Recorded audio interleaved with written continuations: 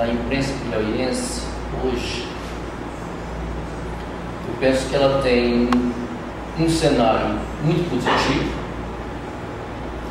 que é, digamos assim, a qualificação dos profissionais que hoje compõem a imprensa piauiense.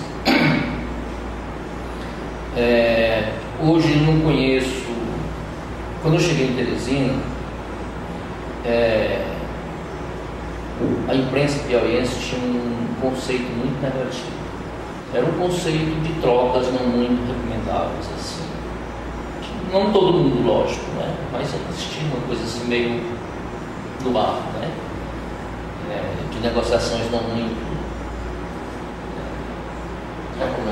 recomendadas. Na verdade, assim, era uma imprensa muito mais voltada para o comercial do que mesmo de fazer jornalismo, certo? Eu acho que isso hoje ainda existe um pouco. Principalmente na televisão, existem alguns programas que a preocupação é muito mais publicitária do que jornalística, e no entanto o programa tem uma feição jornalística, mas não é tão negativo como era nessa época que eu cheguei. Evidentemente que existiam alguns nomes que eram nomes respeitáveis, jornalistas que se tornaram bastante conhecidos e tal. Mas existia esse clima assim, um pouco de suspeição, digamos assim. Pelo menos é o que eu sentia, né? Então hoje eu acho que a imprensa piauiense, apesar de que ainda existe assim, um pouco essa coisa do comercial se sobrepondo sobre o jornalístico, mas eu penso que a qualificação é muito melhor hoje do que daquela época. Eu tenho ouvido assim alguma questão de que, pelo menos, os meios de comunicação do Piauí, eles só precisam de um consumidor, no caso dos impressos, um leitor, né? Que seria o governo do Estado. Quer dizer, de uma certa forma, eu não sei até que ponto isso é verdade, porque eu não fiz pesquisa para verificar isso, e fica muito ruim a gente ficar fazendo afirmações sem as provas devidas. Mas se existe esse comentário, é pelo menos motivo para você se deter e pensar um pouco. Quer dizer, que há uma dependência do ponto de vista empresarial do governo do Estado. Isso é inegável, né? Isso significa dizer o quê? Que não existe um mercado de jornalismo no Piauí. Porque o que significa ter um mercado de jornalismo?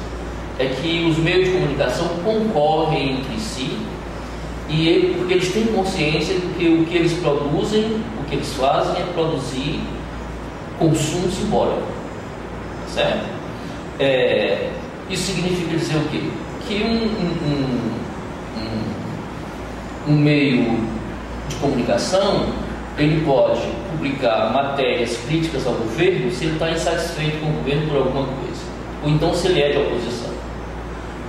Se, por exemplo, o governo atrasar 2 meses de subvenção, então esse meio de comunicação já passa a malhar, tá certo? Então, quer dizer, isso é ruim, porque o meio de comunicação não está preocupado com o público leitor, com o público, com assistência, está preocupado com o governo. Se o governo gostar, então está ótimo. Não interessa quem é que vai ler, quem é que vai consumir, quem é que vai se informar. Então, não está preocupado com a informação. Informar ou formar a opinião pública, ou um consumidor de comunicação, de informação. Pelo que eu vejo, não há muita diferença de linhas editoriais aí. É mais ou menos isso que eu estava falando. Quer dizer, os meios impressos têm essa diferença que eu me referi. Quer dizer, aqui e acolá você vê uma coisa mais crítica, mas em geral não existe. E na televisão também. Tem grandes profissionais, mas penso que esses profissionais eles estão ainda meio que presos, limitados por essa dependência financeira, econômico-financeira. Tem duas coisas que eu vejo como negativas, né? Primeiro, que os meios de comunicação, digamos, as televisões, elas concorrem pela igualdade, pela semelhança. Então, se surge um programa num determinado horário e aquele programa faz sucesso, de repente aparecem outros programas, 3, 4 programas naquele mesmo horário, com aquele mesmo formato, para concorrer. Quer dizer, então isso para mim é ruim, porque para mim concorrência se faz concorrência pela diferença. Quer dizer, à medida que tem alguém ofertando alguma coisa, eu vou ofertar outra coisa para poder dar opção ao consumidor. Tá certo? Um outro aspecto, e eu acho que esse aspecto ele vem também por questão do jornalismo online. Quer dizer, o jornalismo online, se a gente for observar o número de portais que existem em Teresina, para o público consumidor de informação, eu penso que tem aí muita gente sobrando, e que ninguém lê, ninguém vê, porque não tem condição. E pior que esses portais eles estão fazendo basicamente as mesmas coisas, tá certo? E outra coisa também em relação a portais é que aqueles portais que fazem parte dos grandes meios de comunicação, eles são privados de publicar notícias de primeira mão antes que aquela rede, que aquele órgão de imprensa, tá certo? Publique. Então, quer dizer, isso é um limite inaceitável, um limite que não se consegue, porque a internet, a grande vantagem da internet é exatamente a agilidade, né? Então, se essa agilidade ela é prejudicada por conta de fatores de vínculo com o outro meio, então isso perde sentido, tá certo? Até porque corre o risco também de ser furado, porque a gente sabe também que rádio e televisão tem uma certa agilidade, mas não tem a mesma agilidade da internet, não tem, né? Então, quer dizer, imagine uma emissora de televisão que tem que editar matéria, que tem que ir para a rua com a equipe de reportagem para gravar, que tem todo um processo de produção lento para dar respostas, tá certo? Eu vejo constantemente nos jornais que são apresentados aqui, com apresentadores ao vivo, o apresentador perguntando se a determinada matéria está pronta, né? E muitas vezes não está, e ele não chama a matéria porque não está pronta. Então por quê? Porque esse processo de produção é lento. Quer dizer, a internet não, a internet você vai escrevendo, você envia fotografia pelo celular, você envia texto pelo celular, você faz tudo e de repente está no ar. Eu acho que o rádio, ele tem um potencial de agilidade maior. Eu não sei se a tecnologia de rádio em Teresina está avançada no mesmo nível que está a tecnologia online.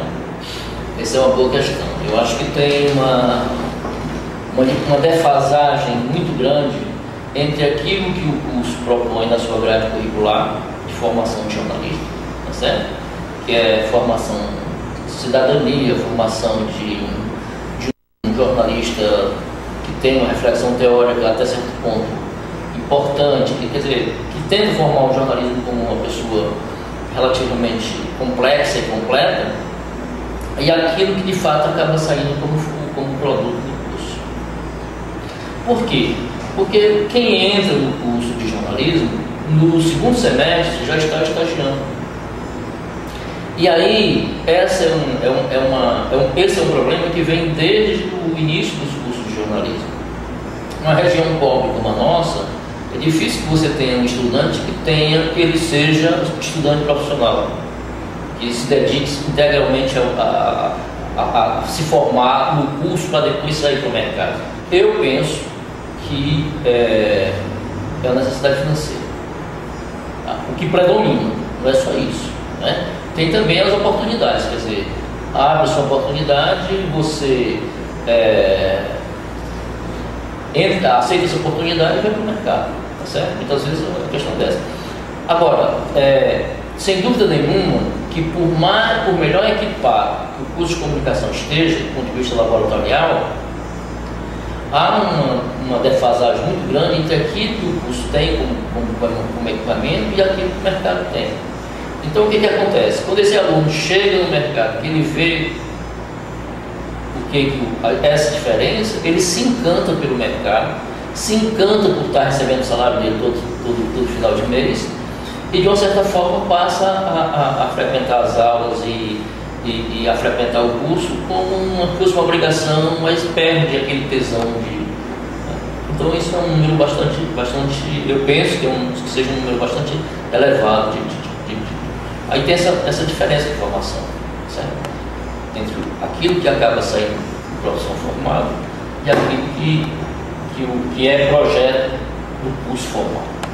Agora, uma outra coisa em relação a isso é o seguinte, que isso também, de uma certa forma, reforma o profissional na medida em que, se o curso de comunicação pretende jogar no mercado um profissional qualificado, formado pela academia, com a cabeça pensante, digamos assim, crítico, um profissional crítico, ele acaba entregando ao mercado um profissional que é meio a meio. Ele tem meio a cabeça formada pela academia e meio a cabeça formada pelo cliente, pelo fazer, né?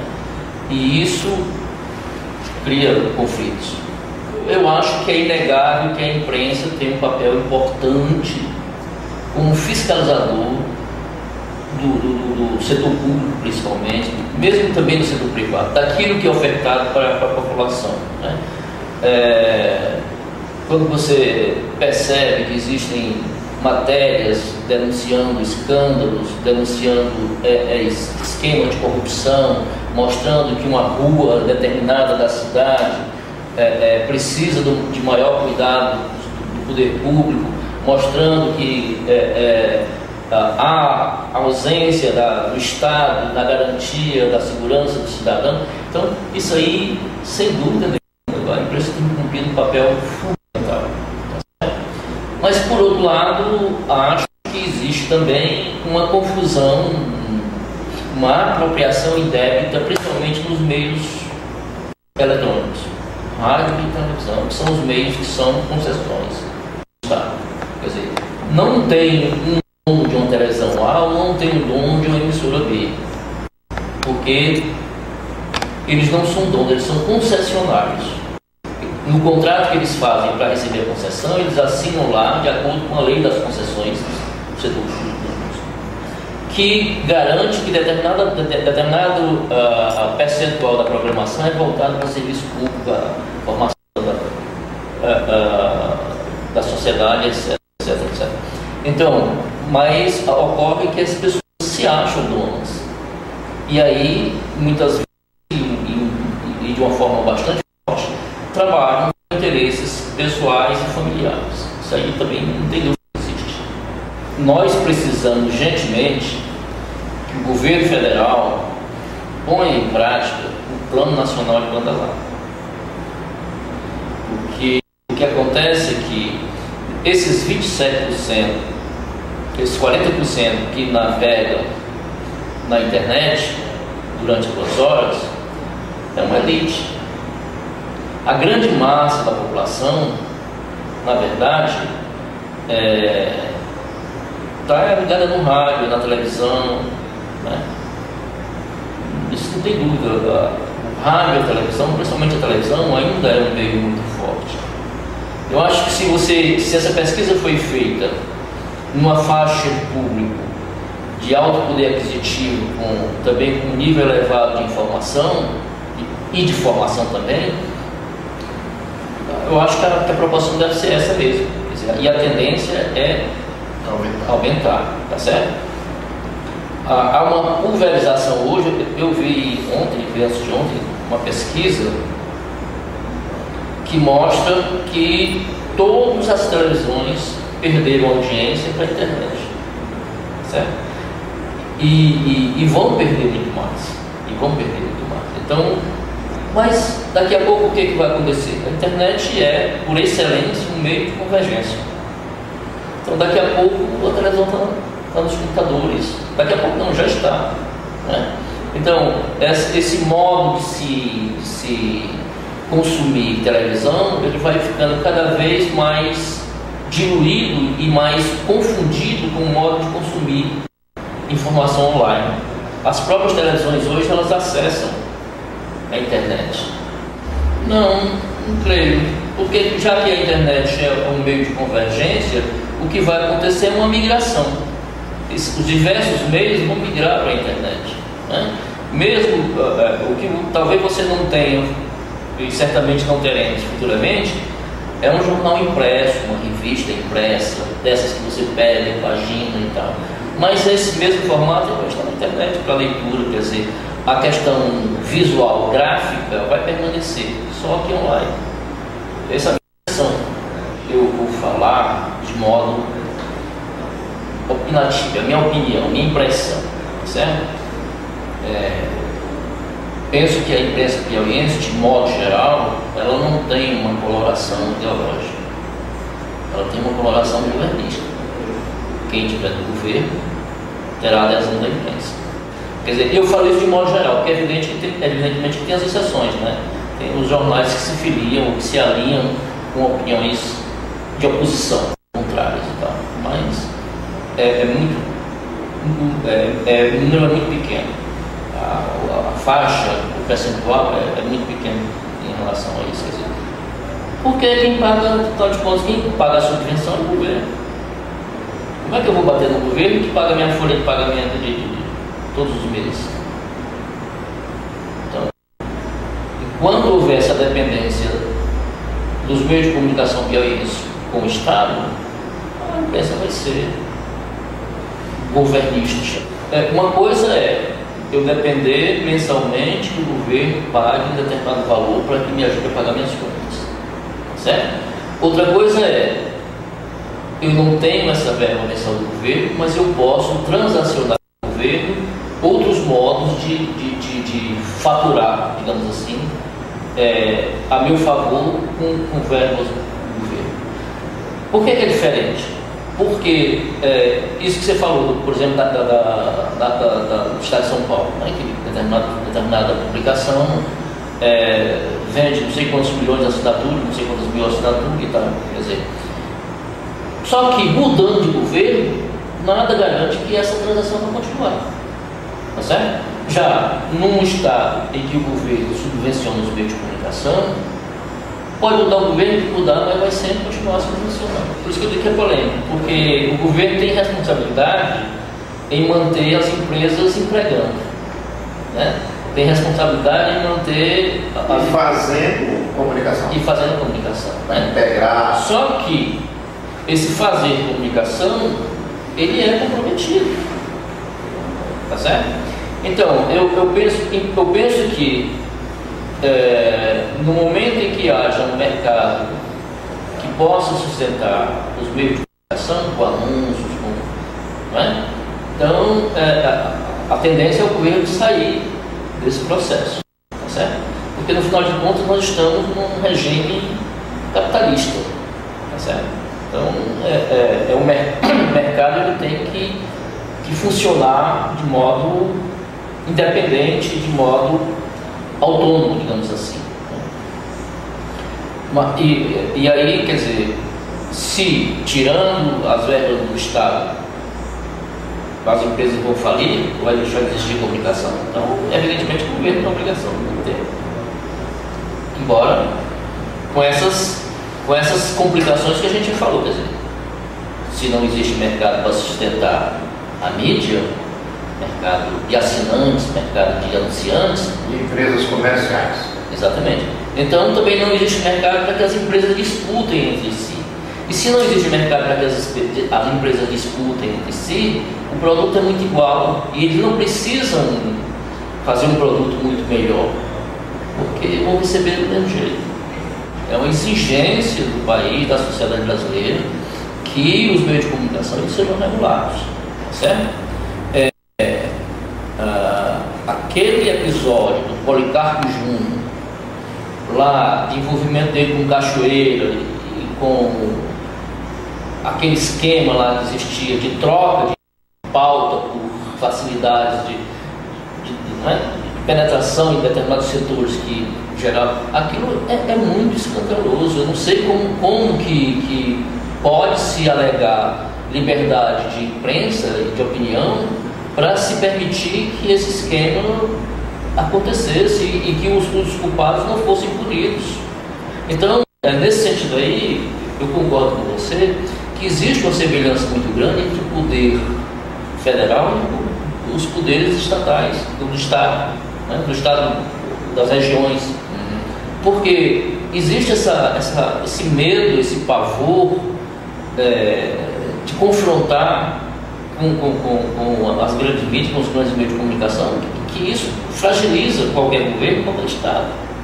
Entendeu? Então é necessário, sem dúvida nenhuma, que haja um marco regulatório da mídia no Brasil e que esse marco alcance as regiões, os estados.